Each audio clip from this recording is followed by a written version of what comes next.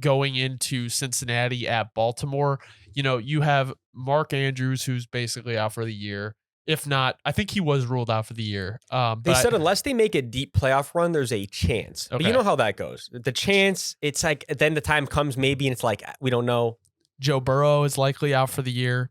So with that, my question is, what is the chance the Bengals still make the playoffs?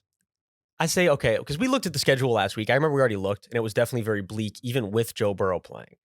I think now that you take him out of the equation, if I had to give you a numbers percentage, I'm going like 5%. I mean, yeah, they're already 500 right now.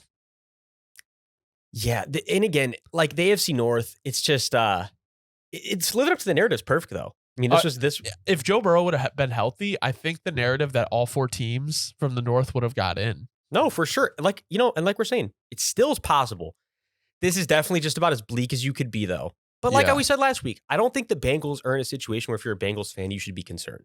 No. Like that's not the situation. You shouldn't be worried. You guys are still the same Bengals. It's just the way the year started. I think you need to figure out how to start hotter though, because like this is the 3rd year in a row they started slow. I do agree, but then it's like this is the thing about the Bengals that makes me like redeems them in that aspect, right? Because like the old Patriots, it's like that was always their MO.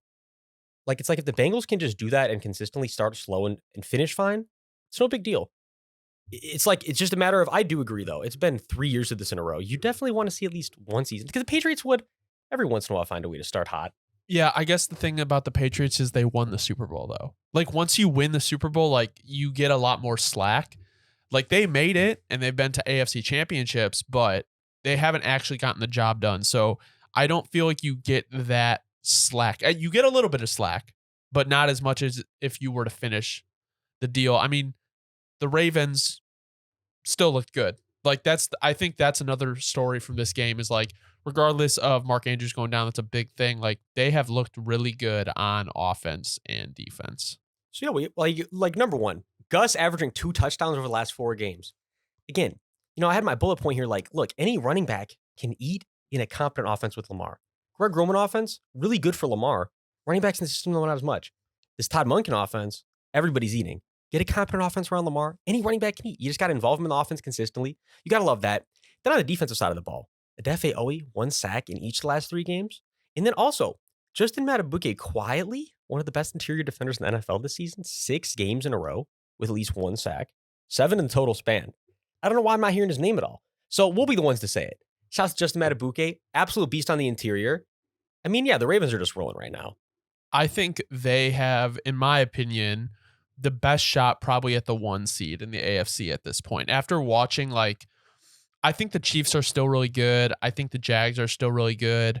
But the issue is I just have the most confidence in the Ravens to continue to win on both sides of the ball. No, for sure. And you got your health there. Whereas some of the other teams, you're a little worried about the health. I feel like with the Ravens, you're like, we're still majorly healthy, which is a good thing. We'll knock on wood for you guys. So just to kind of finish this game off, and then we can move to Steelers-Browns. With Jake Browning getting this opportunity, how do you think the Bengals kind of run their offense? Do you think they take a little bit more conservative approach and run the ball a lot more, try to just manage the game clock? Or do you think they use their weapons in Jamar Chase and T. Higgins when healthy?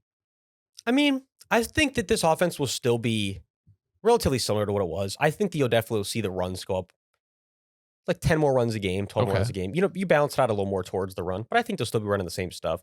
And yeah, like the main point here is, look, Jake Browning is getting a great opportunity. I mean, if you're Jake Browning, you got to take advantage of this.